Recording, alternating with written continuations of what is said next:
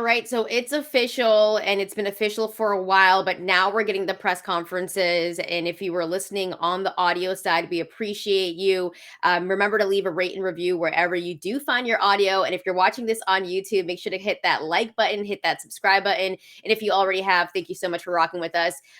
Bryan, you were at the Bud Crawford Errol Spence Jr. presser.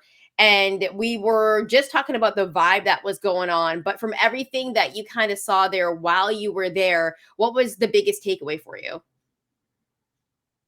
There's a level of respect there that I think will be overlooked in the build up to this by some people, especially because this is a fight that will draw very tribal instincts from boxing fans because a lot of people are one or the other, Errol Spence guy or Terence Crawford guy, and or woman.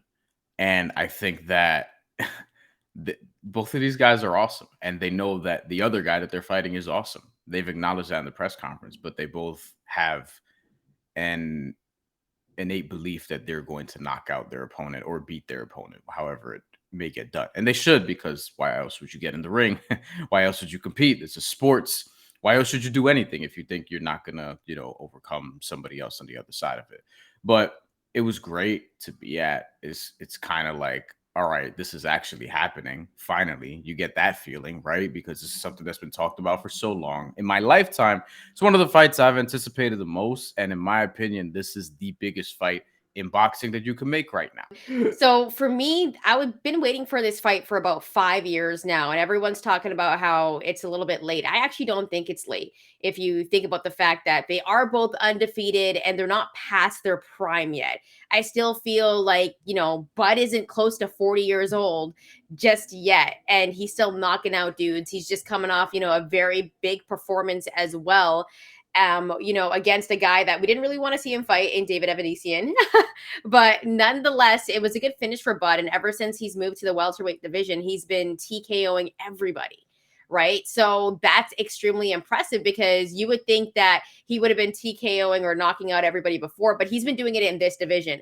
And then you look at a guy like Spence, who is an absolute technician and he has power as well. I think stylistically, this fight is everything that we've been waiting for. And if you're a boxing fan, this is the fight that we all want to see. I mean, we've gotten some massive fights this year, Tank and Ryan, Josh Taylor and Teofimo Lopez, but this one is the biggest one because I go back and compare it to, Money Mayweather and Pac-Man.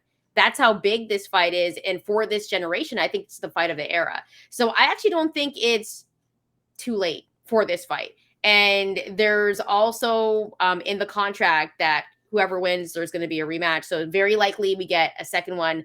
And, if Bud wins the first one and say Spence wins the second one, then very likely we get a trilogy fight as well. So we might be getting a lot of these fights and it's a good payday for these guys. The one number that I want to mention, Bryan, $84.99 on pay-per-view. Pretty good number? Yeah, I mean, that's either in the ballpark of or the exact same that Tank and Ryan got for their fight, which it makes sense. This is that big of a fight. I would say it's a bigger fight in terms of like for boxing, it's undisputed. It's, all those things. Now, in terms of buys and popularity with casual fans and different sort of demographics, we'll see. Because there's not somebody who resonates with the Gen Z fan base in the way that Ryan Garcia does, but like also Gen Z fan bases, I don't know if they're paying for $84.99. Are you not Gen Z? They're probably. I'm a millennial, fam. We keep talking about. I didn't know that. I thought you were a Gen Z the whole time. No, I've told you this. I was born in 1994. I'm a millennial.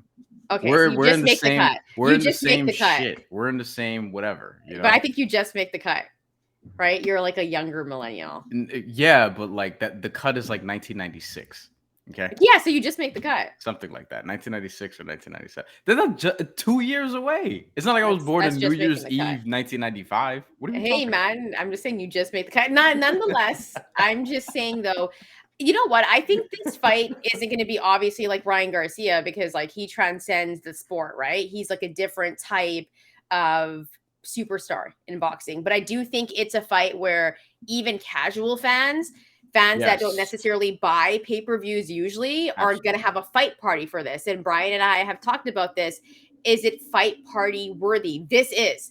Mm-hmm. This is one of the biggest fights that we're possibly going to get. And like I mentioned, for me, it's just like Money Mayweather and Pac-Man. For me, at Yeah. least. Like that's how big this fight is. So I'm super excited for it. We are going to be doing a lot of content for this when it does happen.